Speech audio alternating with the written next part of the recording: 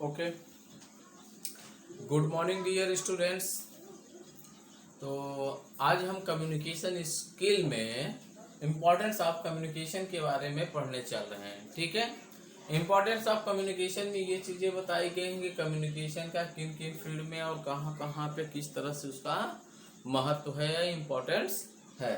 तो उसके इम्पोर्टेंस को हम यहाँ पे पढ़ेंगे, जो कि क्या कहते हैं, इस तरह है। यहाँ पे कई पॉइंट्स दिए गए हैं, जिन पॉइंट्स के थ्रू यहाँ पे उसके इम्पोर्टेंस को बताया जा रहा है कि कम्युनिकेशन हमारे लिए कितना महत्व रखता है और किस तरह से। ठीक है, तो यहाँ पे पहला पॉइंट हमने यहाँ पे बताया बेसिस ऑफ मैनेजेरियल फंक्शन, दूसरा है एफिशिएंसी फंक्शनिंग, तीसरा है stimulates initial creating.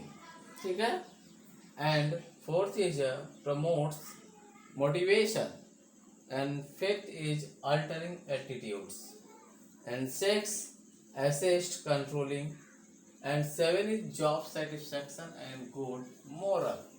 Okay, then eight is building human relation, and ninth avoid illusion, and tenth is maximum production and minimum cost. ठीक है, and prompt decision and it's implementation. तो यहाँ पर इस तरह इम्पोर्टेंस ऑफ कम्युनिकेशन में 11 point दिए गए हैं। तो हम यहाँ पे वन पॉइंट को एक्सप्लेन करते हैं और समझते हैं कि किस तरह से इम्पोर्टेंस ऑफ कम्युनिकेशन को यहाँ पे एक्सप्लेन किया गया है और किस तरह इसको हम यूज करते हैं। ओके, तो यहाँ पे पहली हेडिंग हमने यहाँ पे explanation of the importance of communication reason में हमने बात किया। मतलब यहाँ पे कम्युनिकेशन का महत्व क्यों है और उसका रीजन क्या है, उस चीज़ को हम यहाँ पे देखते हैं। तो पहला जो रीजन है यहाँ पे हमारे पास बेसिस ऑफ मैनेजेरियल फंक्शन की बात कर रहा है। बेसिस ऑफ मैनेजेरियल फंक्शन में हमने यहाँ पे बताया कि communication runs through the entire process of management. कहने का मतलब ये है कि कम्युनिकेशन जो होता है हमारा, वो मैनेजमेंट के अंदर एक प्रोसेस के थ्रू रन करने वाली प्रक्रिया होती है। मतलब कम्युनिकेशन क्या होता है, कोई मैनेजमेंट है, मैनेजमेंट का एक इंटरनली प्रोसेस होता है, इंटरनली प्रोसेस होता है जिसके द्वारा कम्युनिकेशन हमेशा चलता रहता है या हमेशा रन करता रहता है। That is called the process of management in communication between management या top level employees between the lower level employees such as the manager, supervisor and level of employees। ठीक है, तो इस तरह के जो एम्प्लॉइज होते हैं उनके बीच में जो कम्युनिकेशन ऑफ प्रोसेस होते हैं वो रनिंग कम्युनिकेशन प्रोसेस के कॉन्सेप्ट को हम समझ सकते हैं, जो basic function of the managerial functionalities कहलाती हैं। ठीक है, देन आगे उसके बाद हम यहाँ पे आगे देखते हैं, it is essential not only in directing but in all the management function.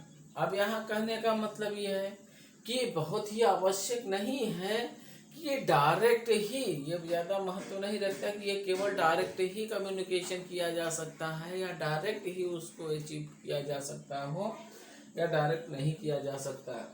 लेकिन इस फंक्शन में, मैनेजमेंट फंक्शन में, इसमें हर तरह से कम्युनिकेशन पॉसिबल है। इनडायरेक्ट तरीके से भी और डायरेक्ट तरीके से भी कम्युनिकेशन किया जा सकता है, यानी दोनों बात यहाँ पे महत्व रखती है।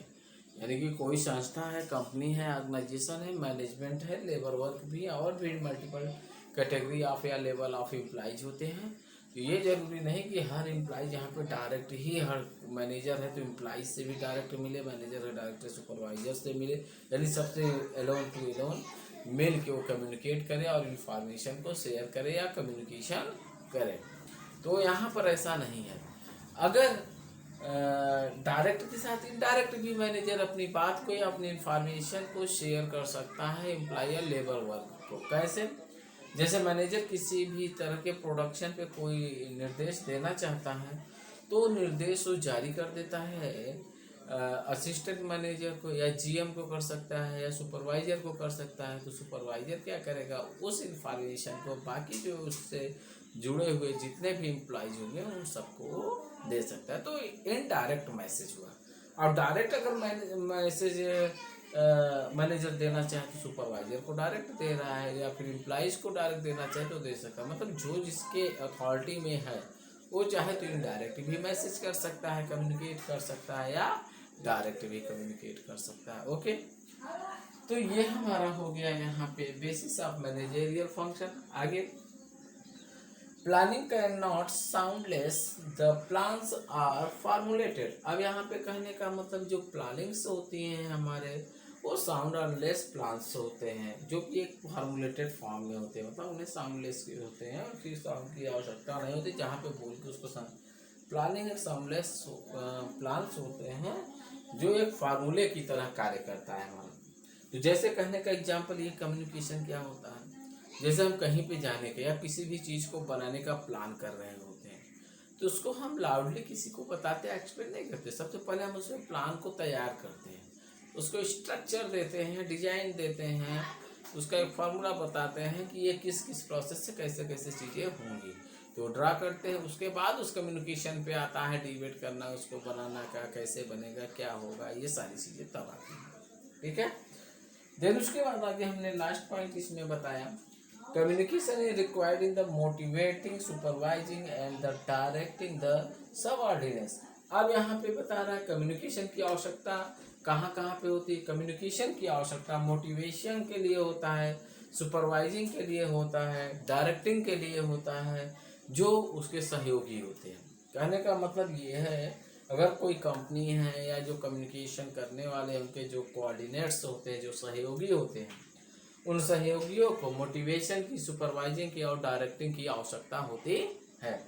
ठीक है, यानी विदाउट कम्युनिकेशन हम किसी को मोटिवेट नहीं कर सकते, किसी को सुपरवाइज नहीं कर सकते और ना ही किसी को डायरेक्टिंग कर सकते। डायरेक्टिंग करने का मतलब ये होता है कि उसको निर्देशित करना, उसको किसी भी टास्क के लिए या कार्य के लिए इंडिकेट करना, बताना, समझाना कि ऐसा ऐसा करना है। ओके, तो ये सारी चीज़ें कम्युनिकेशन की ही आवश्यकता पे पार्टिसिपल या डिपेंडेंसी है, और किसके लिए है, अब उसके सबऑर्डिनेट्स के लिए, उसके जो सहयोगी होते हैं।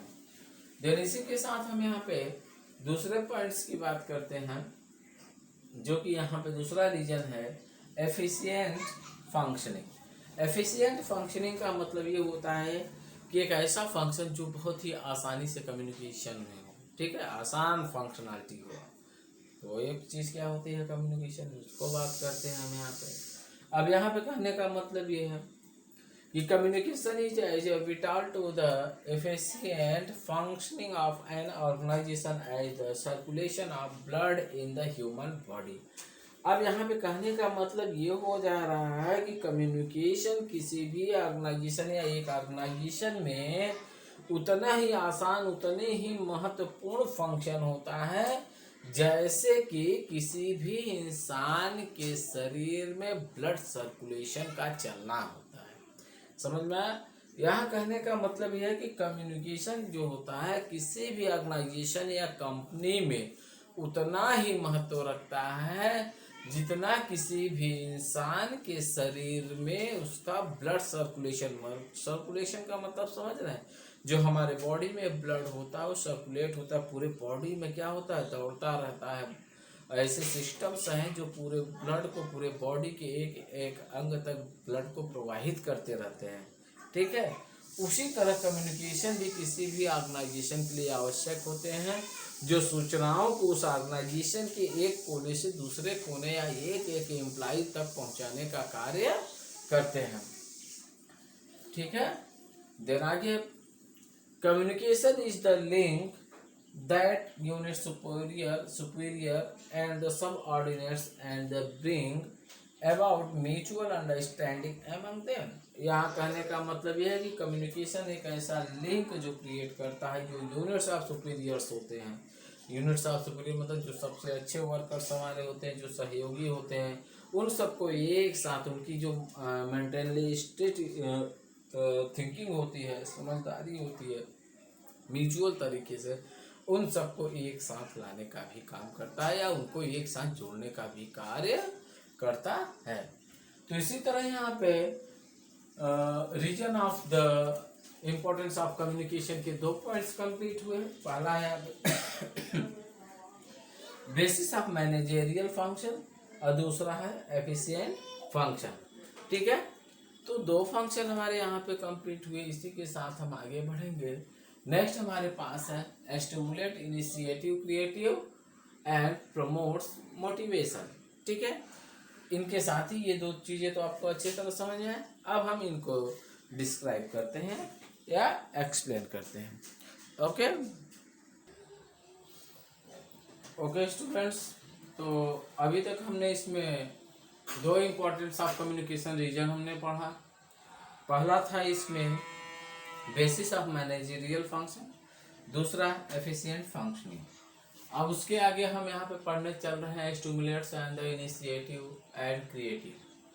ठीक है, इसके बारे में हम यहाँ पे बात करते हैं। इसमें हमने दिया ग्रुप एक्शन और team work is not possible without communication. अब यहाँ पे कहने का मतलब ये है कि कोई भी कार्य, चाहे वो ग्रुप में हम करना चाहें या कोई टीम वर्क करना चाहें, बगैर कम्युनिकेशन मतलब विदाउट कम्युनिकेशन उस कार्य को हम नहीं कर सकते। ये पॉसिबल नहीं, ये संभव है ही नहीं। ये कह सकते हैं कि कोई भी ग्रुप में या कोई टीम वर्क अगर हम करना चाहते हैं तो बगैर कम्युनिकेशन के वो असंभव है। ठीक है, समझ में आ गया। जैसे कि कहने का मतलब ये है कि जैसे हम कोई पार्टीज कर रहे हैं तो उस पार्टी में कई लोग ऑर्गेनाइज हो रहे हैं और सबके अलग अलग अपने थॉट्स हैं अपने अपने तरीके से, तो उनको किसी न किसी रूप में सब एक जगह इकट्ठा होंगे तो बात करना है। ऐसा थोड़ी ना कि सब आए पार्टी किए खाए पिए, किसी से बोले ना, जिसके यहाँ है उससे भी मिले ना, सब चले जाए। ठीक, एक ये हो गया जहाँ पे पूरा ग्रुप इकट्ठा हो रहा है। और दूसरा हम यहाँ पे टीम वर्क की बात करते हैं।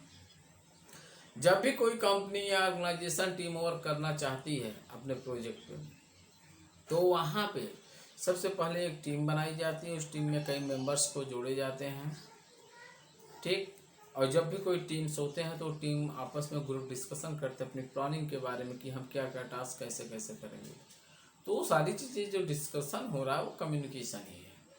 तो यहाँ पे वही बात कही गई है कि यहाँ पे जैसे हमने बताया कि टीम वर्क है, लोग कम्युनिकेट कर रहे हैं तब जाके अपने टास्क को परफॉर्म कर पा रहे हैं या कार्य को कर पा रहे हैं। और यही बात यहाँ पे कही गई है कि team work is not possible without communication. यानी कोई भी टीम वर्क है या कोई भी ग्रुप का कार्य है जहाँ पे कई लोग इकट्ठा हो रहे हैं, विदाउट कम्युनिकेशन उस कार्य को नहीं कर सकते। जैसे आप समझ सकते हैं, कई लोग अगर आप मिलके कोई काम करना चाहते हैं तो ऐसा तो है ना कि आप किसी से न पूछे न कुछ समझे कि कैसे करना है, क्या करना है, करना क्या है, वो कैसे स्टैंड होगा, पहले उसको करना है कि उसके बाद किसको करना है। ये चीज़ें हम तब तक अंडरस्टैंड नहीं कर सकते जब तक हम कम्युनिकेशन नहीं करेंगे। तो ये भी एक बहुत ही बड़ा इंपॉर्टेंस ऑफ रीजन्स है कम्युनिकेशन का। कोई भी टीम वर्क अगर हमें करना है तो उसके साथ हमें कम्युनिकेशन का उपयोग करना है। अब विदाउट कम्युनिकेशन हम किसी भी टीम वर्क को करना इम्पॉसिबल है। ओके, तो आगे बढ़ते हैं। A two-way communication system stimulates initiative and creative among the subordinates। अब यहाँ कहने का मतलब है कि इस तरह का जो यहाँ पे stimulates and initiative and creativity, जो ये कम्युनिकेशन रीजन ऑफ कम्युनिकेशन है इम्पोर्टेंस में, तो इसमें हम जो सबऑर्डिनेट्स होते हैं किसी भी सिस्टम के, कम्युनिकेशन सिस्टम के, टू वे कम्युनिकेशन सिस्टम के जो सबऑर्डिनेट्स होते हैं उनके लिए ये वर्क अच्छे से तय किए हो कि उनको इनिशिएटिव होता है कि चीज़ों को अचीव करना सीखने की, तो ये कि हम क्या कर सकते हैं, तुरंत उसको इनिशलाइज कर लेते हैं अपने अंदर, उसको कुछ नया क्रिएटिविटी बनाते हैं।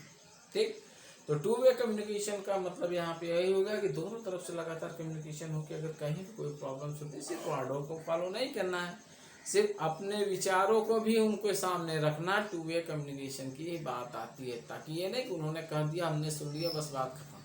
यहाँ पे टू वे कम्युनिकेशन वे सिस्टम का उपयोग इसमें इसलिए है कि हम अपने नए विचारों को, हमने उनको सुना, इनिशलाइज किया अपने अंदर उनके इन्फॉर्मेशन को, फिर हमने कुछ नया क्रिएट करके फिर से अपने सहयोगी को फिर से हम अपने आइडियाज को उनको बताते हैं कि ये चीज़ ऐसे भी की जा सकती है। ठीक है, आगे। Through communication Subordinates are encouraged to find new solution and implement them efficient way. अब यहाँ पे वही बात आई जो हमने, यानी सबऑर्डिनेट जो होता है हमारा वो कम्युनिकेशन के द्वारा, सबऑर्डिनेट्स मतलब यह कह सकते हैं कि जो हमारे सहयोगी होते हैं वो कम्युनिकेशन के द्वारा एक नया सलूशन, एक नया इम्प्लीमेंटेशन करते हैं, एक नया तरीका ढूंढते हैं। हमारा कोई भी प्रॉब्लम्स होता है तो कम्युनिकेशन का यूज करके जो हमारे सबऑर्डिनेट्स होते हैं वो नए सलूशन को खोजते हैं, फाइंड आउट करते हैं और भी आसान तरीके में उसको इम्प्लीमेंट करने का भी तरीका खोजते हैं। मतलब एक नया सलूशन तो किया है, फिर उसी चीज़ों को और भी अच्छे तरीके से और भी आसान तरीके से इम्प्लीमेंट करके उसको ताकि चेंज किया जा सके, बदलाव किया जा सके। तो इस पूरे डिफिनीशन में आप यह कर सकते हैं, stimulates and initiative and creative का मतलब यही हो रहा है कि कोई ग्रुप है या टीम वर्क है, विदाउट कम्युनिकेशन विदाउट कम्युनिकेशन किसी भी टास्क को कर पाना उनके लिए असंभव है। और टू वे कम्युनिकेशन का काम क्या है? टू वे कम्युनिकेशन सिस्टम हमें जो हमारे सबऑर्डिनेट्स होते हैं उन्हें इनिशिएटिव और क्रिएटिविटी प्रोवाइड कराते हैं। मतलब उनके अंदर उन चीज़ों को सीखने की तेजता और कुछ नया करने का, कुछ नया क्रिएटिव, कुछ नया बनाने का, नए आइडियाज को देने का भी कार्य करते हैं। और जो हमारे सहयोगी होते हैं कम्युनिकेशन के द्वारा एक नया सलूशन, एक नए विचारधारा को भी क्या करते हैं? फाइंड आउट करते हैं और बहुत ही आसान तरीके से उसमें चीज़ों को चेंज करने का एक आसान वे या तरीका भी फाइंड आउट करते हैं।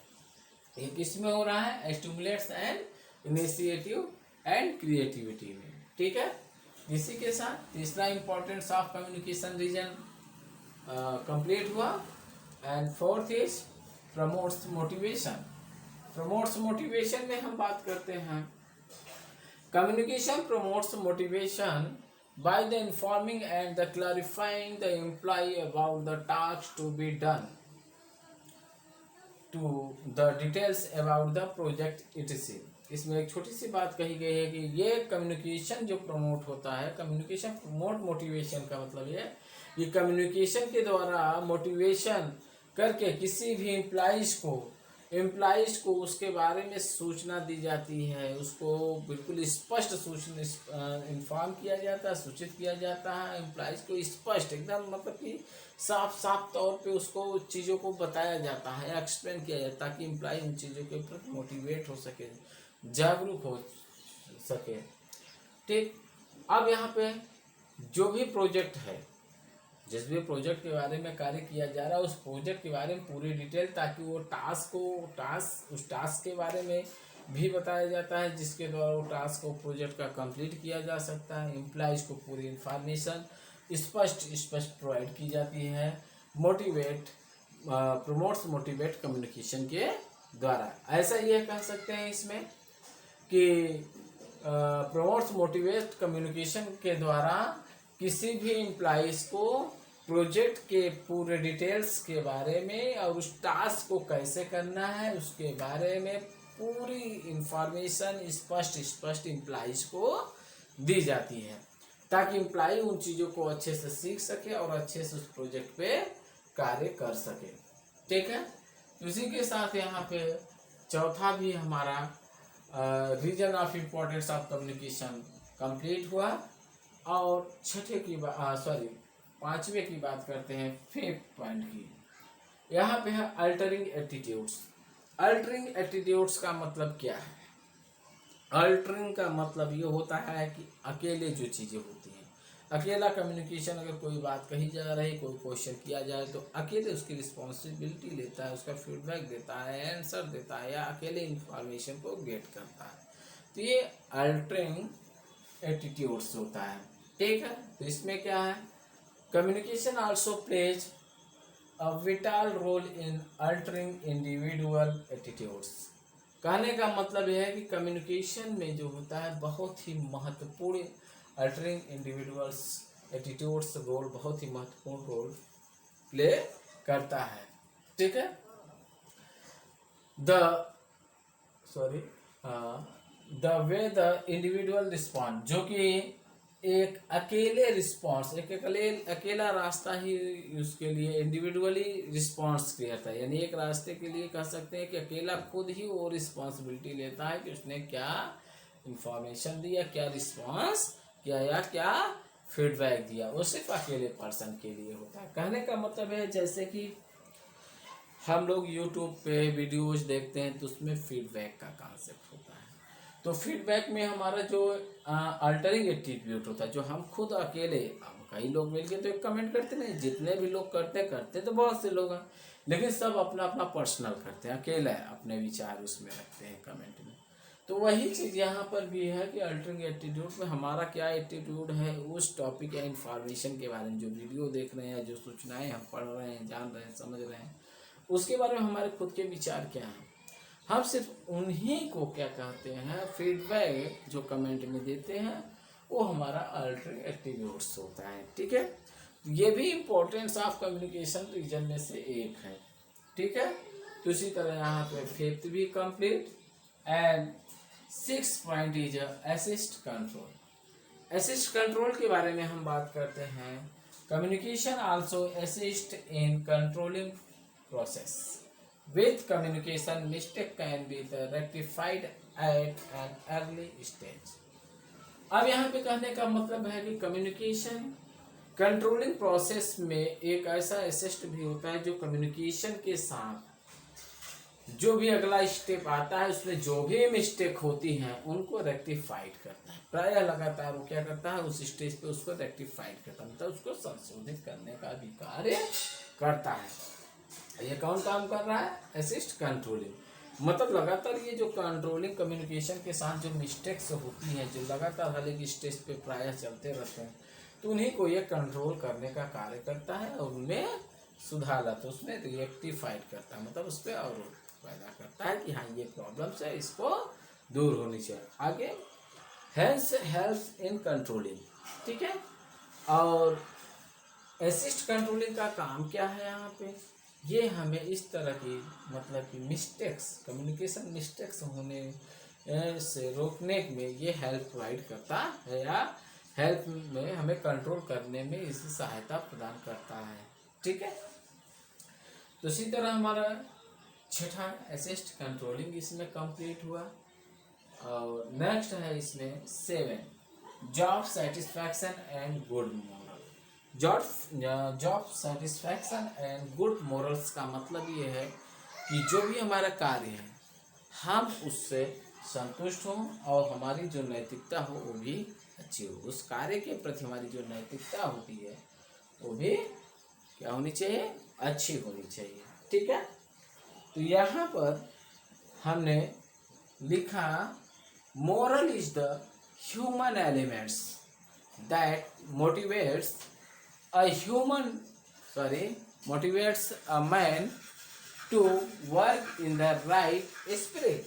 अब यहाँ कहने का मतलब यह है कि मोरल जो होता है, मतलब नैतिकता जो होता है, वो मनुष्य एलिमेंट होता है, मानवीय तत्व होता है, ऐसा हम कह सकते हैं। नैतिकता जो होती है वो मानवीय तत्व होता है। That motivates man to work in the right spirit. यानी ये क्या करता है, मोरल इंसान को, किसी भी व्यक्ति को एक अच्छे कार्य को करने की तरफ उसको मोटिवेट करता है।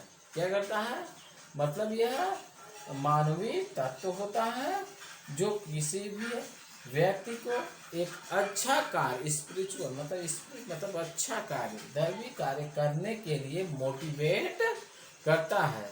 ठीक है, आगे good communication removes the possibility of misunderstanding among the parties concerned। अब यहाँ पे कहने का मतलब क्या है, गुड कम्युनिकेशन मतलब जो हमारी अच्छा वार्तालाप होती है, अच्छी वार्तालाप होती है, अच्छा हमारा कम्युनिकेशन होता है, यहाँ पे जो दूसरी पार्टीज होती हैं, दूसरे लोग होते हैं, उनके बीच की जो मिसअंडरस्टैंडिंग होती है उससे दूर करने में बहुत ही अधिक सहायक या अधिक से अधिक इसमें संभावना होती है कि हम उनकी मिसअंडरस्टैंडिंग को दूर कर सकें। किसके द्वारा, एक अच्छे कम्युनिकेशन के द्वारा हम दूसरे पार्टीज की मिसअंडरस्टैंडिंग को दूर करने की संभावना को बढ़ा सकते हैं। ठीक है, आगे बात करते हैं हम यहाँ पे। It increase the moral of the worker and each workers will have job satisfaction. अब देखिए यहाँ पे क्या, इस तरह से हम अपनी मोरल या नैतिकता को बढ़ा के किसी भी वर्कर्स को या एक एक वर्कर्स की जॉब सेटिस्फैक्शन भी दिला सकेंगे। कहने का मतलब यही है इस टॉपिक में, job satisfaction and good morals, कि मोरल्स जो होता है हमारी जो होता है ये मानवीय नैतिकता जो होती है मानवीय तत्व होता है जो किसी भी व्यक्ति को अच्छे कार्य के लिए मोटिवेट करता है और अच्छा कम्युनिकेशन करके हम दूसरे पार्टीज की मिसअंडरस्टैंडिंग दूर करने की संभावना अधिक होती है और हम अपनी नैतिकता को बढ़ा के किसी भी वर्कर या एक एक वर्कर को जॉब से सेटिस्फाई कर सकते हैं या कर सकेंगे। ठीक है, तो ये कौन है यहाँ पे पॉइंट हमारा 7वां, जिसे हम job satisfaction and good morals की बात करते हैं, जो वाकई में बहुत ही इम्पोर्टेंट है। कंपनी या किसी भी ऑर्गेनाइजेशन में अगर बात कही जाए ये चीज़ बहुत मायने रखती है, क्योंकि नैतिकता हर इंसान के अंदर होना आवश्यक है। अगर इंसान के अंदर वो चीज़ें हैं तो कभी भी एम्प्लॉयज़ को टॉर्चर नहीं करता, बल्कि उसको मोटिवेट करता है उसके वर्क के प्रति। जब वो उसको वर्क के प्रति मोटिवेट करता है तो वर्कर क्या काम करता है कि उस वर्क को और भी मेहनत से करने की कोशिश करता है, जिसकी वजह से हमारे कंपनी का प्रोडक्शन अच्छा होता है, विश्वसनीय होता है और कंपनी ग्रोथ करती है। ठीक है, ओके। और जब कंपनी ग्रोथ करेगी तो जाहिर सी बात है कंपनी एम्प्लॉइज की सैलरी को इंक्रीमेंट करेगी, उसकी पोस्ट को इंक्रीमेंट करेगी, तो एम्प्लॉइज सेटिस्फाई होगा अपनी जॉब से और उसमें मन लगा के वर्क करेगा। आगे हम बात करते हैं 8वां पॉइंट है इसमें, building human relation. Building human relation का मतलब यह है कि ह्यूमन रिलेशन की बिल्डिंग कैसे बनाए, मतलब कई ढेर सारे लोगों से अपना रिलेशनशिप कैसे बनाए, कैसे लोगों को अपने आप से जोड़े हम। ठीक है, तो हम उसकी बात करते हैं। तो यहाँ पे हमने दिया effective communication is indispensable for building up sound human relation. अब यहाँ पे कहने का मतलब कि एक प्रभावशाली कम्युनिकेशन करके हम building of sound human relation को भी क्रिएट कर सकते हैं, लेकिन उसको हम डिस्पेंसेबल कर सकते हैं, मतलब उसको हम इग्नोर भी किया जा सकता है, मतलब किसी को बोल के या इस तरह से करके बातों को करके रिलेशनशिप बनाना। वो चीज़ें और भी तरीके से हैं, कैसे क्या हैं जिससे लोग हमसे जुड़ सकते हैं और एक हम बिल्डिंग ह्यूमन रिलेशन बना सकते हैं। यहाँ पे जहाँ पे कहने का मतलब है अधिक से अधिक लोग क्या हो सकते हैं, हमसे जुड़ सकते हैं। तो यहाँ पे हमने दिया इफेक्टिव कम्युनिकेशन, आगे से यहाँ से sharing of ideas and information creates a sense of belonging and units of interest. अब यहाँ अगर हम बात करते हैं तो यहाँ पर जो भी लोग हैं हमारी जो आइडियाज हमारे जो विचार्स हैं उनको शेयर करके, मतलब लोगों तक प्रसारित करके, ट्रांसमिट करके और नई सूचनाओं को क्रिएट करके और उन्हीं इंटरेस्ट ऑफ यूनिट्स में हम उन्हें क्रिएट करेंगे जो उन हमारे बिजनेस या जिन वर्क से इंटरेस्टेड होंगे या जुड़ी हुई होंगे या उससे रिलेटेड होगी, हम उन्हीं इंफॉर्मेशन को यहाँ पे उन्हीं के सेंस में हम उसे क्रिएट करेंगे और उन आइडियाज को हम क्या करेंगे, शेयर भी करेंगे। कहने का मतलब कि जो ग्रुप ऑफ वर्कर्स हैं जिनका जिस कार्य में या जिस वर्क में या जिन बातों में उनका इंटरेस्ट होगा उन्हीं से रिलेटेड या जुड़ी हुई बातों के सेंस को हम यहाँ क्रिएट करेंगे, सूचनाओं को, और उन्हीं आइडियाज को उनके सामने हम क्या करेंगे, शेयर करेंगे। ठीक है, तब जाके वो क्या होंगे, खुश होते हैं कि हाँ ये हमारे काम की चीज़ें हैं, हमारे मतलब की चीज़ें हैं, हम इससे जुड़ सकते हैं, इसका हमें भी फायदा होगा, इन्हें भी फायदा होगा। हम लोगों को जोड़ने गए हैं अपने फायदे के लिए, और जब हम सामने वाले को कुछ उसका बेनिफिट्स दिखाएंगे कि तब जाके उसका उसमें इंटरेस्ट आएगा, जब उससे फायदे की बातें होंगी तब वो जुड़ेगा। ठीक है, तो ये बात यहाँ पे हो गई। इसी के साथ आगे, communication is equality importance in public relation for the developing and the maintaining a favorable image of the society। अब कम्युनिकेशन क्या है? कम्युनिकेशन को यहाँ पे बताया गया कि एक पब्लिक रिलेशन के लिए बहुत ही इम्पोर्टेंट इक्वलिटी है। पब्लिक रिलेशनशिप अगर आप क्रिएट करना चाहते हैं तो कम्युनिकेशन की इक्वलिटी जो होती है बहुत महत्व रखती है कि हम उसके बराबरी में बात करें। कहने का मतलब, हम कंपनी के मैनेजर हैं, हम कंपनी का प्रोडक्शन अगर देने जा रहे हैं गांव के एक किसान को, तो ऐसा नहीं कि हम मैनेजर बन के बढ़िया फर्स्ट क्लास एसी में बैठ के उससे एटीट्यूड में बात करें तो हमारी बातों को समझ जाएगा, हमारे प्रोडक्ट को लेने के लिए तैयार हो जाएगा। ऐसा नहीं है। अगर हम उसके खेतों तक जाएंगे, उससे भैया बाबू कह के बहुत प्यार से बात करेंगे, उसको रिस्पेक्ट देंगे, तो उसको लगेगा कि इतने कंपनी का मैनेजर है, हमसे बात कर रहा है, हमारे लेवल पे आके बात कर रहा है। तो वो तरीका होता है हमारा पब्लिक रिलेशन क्रिएट करने का। तो हम उसके इक्वलिटी में आइए, जो बहुत ही महत्वपूर्ण होता है कम्युनिकेशन। अब उसके थ्रू क्या हो रहा है? Relation for developing and the maintaining of favourable image of the society, जिसकी वजह से हम सोसाइटी या समाज में अपने फेवर में एक अच्छी इमेज मेंटेन कर सकते हैं और अपने प्रोडक्शन या रिलेशनशिप को और भी ज़्यादा डेवलप्ड या विकसित कर सकते हैं। ठीक है, अब यहाँ इसको कहने का मतलब है कि एक प्रभावशाली कम्युनिकेशन से साउंडलेस होके भी हम किसी भी मनुष्य से, किसी से बोल के बातचीत करके भी हम रिलेशन स्थापित कर सकते हैं, लेकिन उस यूनिट्स ऑफ ग्रुप्स के इंटरेस्ट की ही बात करके, या वो जिससे जुड़ा हुआ व्यक्ति है, हम उन्हीं से रिलेटेड इंफॉर्मेशन क्रिएट करेंगे और उन्हीं से रिलेटेड आइडियाज को उनके सामने शेयर करेंगे, तब जाके लोग हमसे जुड़ेंगे, वही चीज़ आगे बताएंगे। और इसके लिए हमें पब्लिक रिलेशनशिप अगर बनाना है और अपने सोसाइटी के फेवर में एक अच्छी इमेज बनाना है, तो उसके लिए हमें पब्लिक रिलेशन में हमें उनके बराबरी की बात या लेवल में जाके उनसे बातचीत करना पड़ेगा। पब्लिक में उनके लेवल के हम रिलेशन क्रिएट करेंगे, तब जाके हम अपने रिलेशनशिप को और भी अच्छे तरीके से डेवलप कर सकते हैं। ठीक है, तो आज की क्लास स्टूडेंट्स हम यहीं पे कंप्लीट करते हैं। यहाँ पे कुल 8 पॉइंट्स हमारे कंप्लीट हो गए, जो बहुत ही इम्पोर्टेंट पॉइंट है। इसको आप लोग प्रॉपर देखिएगा। जो चीज़ें समझ में नहीं आते उसे आप कमेंट कर सकते हैं, अदरवाइज जो मीनिंग्स नहीं समझ आ डिक्शनरी का हेल्प ले सकते हैं। मोबाइल फ़ोन में भी वो चीज़ें देख सकते हैं। हमने यहाँ पे 1 बाय 1 सारी चीज़ें का एक्सप्लेनेशन कर चुके हैं। Okay dear students, good bye.